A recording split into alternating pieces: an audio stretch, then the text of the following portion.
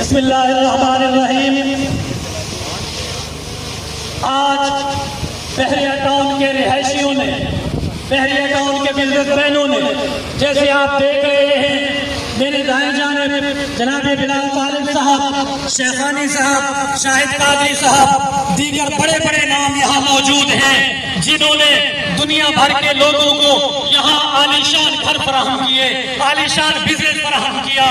آج وہ لوگ اس روڈ پہ آنے پہ مجبور کیوں ہوئے؟ آپ کو اچھی طرح علم ہونا چاہیے کہ قیام بحریہ سے لے کر آج تک مختلف لوگوں نے اس پر حملے کیے، طرح طرح کے لوگ میدان میں آئے اور ہر ایک بندہ اپنا بریف کیس اٹھاتا چلتا بنا۔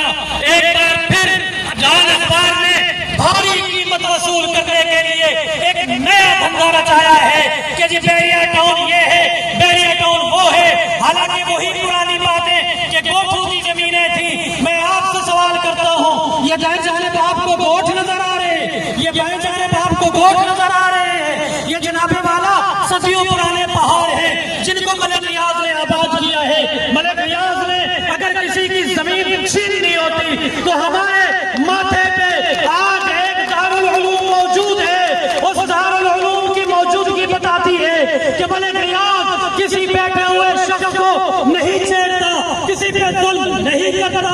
اس نے خالی زمین پر حکومت سے درخواست کی کہ یہ بنجر زمین آباد کرنے کا موقع دو، لیکن آج وہ لوگ جو انڈیا میں بیٹھے ہیں، جو لوگ اسرائیل میں بیٹھے ہیں، وہ یہاں پاکستان میں اپنے لوگوں کو فنڈنگ کرتے ہیں اس عالی شان شہر کو برباد کرنے کے لیے۔ مجھے آپ بتائیں کہ آپ اس شہر کو برباد ہونے دیں گے؟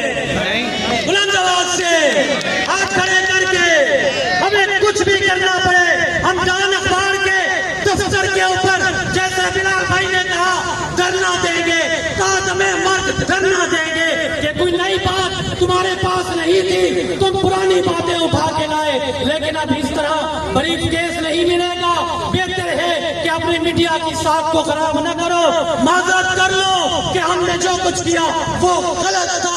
آج رمضان المبارک ہے، اس روزے کے عالم میں سارے لوگ پیاسے تمہیں بد دعائیں دے رہے ہیں، دنیا میں بیٹھے نصر تمہیں بد دعائیں دے رہے ہیں۔ خدا را اس سے بچو۔